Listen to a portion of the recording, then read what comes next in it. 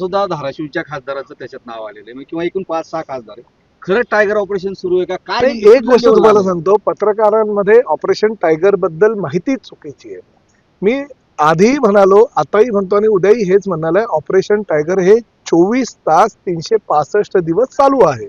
याचं कारण असं आहे की फक्त खासदार, फक्त आमदार, फक्त जिल्हा परिषद सदस्य, फक्त नगरसेवक किंवा महापौर किंवा उपनगराध्यक्ष वगैरे ह्या पद ज्यांच्याकडे आहे त्यांना आम्ही आमच्या पक्षामध्ये घेतलं म्हणजे ऑपरेशन टायगर आहे असं नाहीच. सर्वसामान्य शिवसैनिक जो बाळासाहेबांच्या विचारांना मानणार आहे, जो एकनाथ शिंदे साहेबांच्या कार्यकर्तृत्वाला आणि त्यांच्या कामाला सलाम करणार आहे, असा शिवसैनिक जर त्या उभाटा पक्षामध्ये जर त्याचं कुठल्याही प्रकारे त्याला मान मिळत नसेल, न्याय मिळत नसेल आणि तो जर आमच्या पक्षामध्ये आला तर निश्चितपणे आम्हाला आमच्या पक्षामध्ये त्याला घ्यावं लागतं आणि रोजच्या रोज एकनाथ शिंदे साहेबांच्या नेतृत्वाखाली हे पक्षप्रवेश चालू आहे.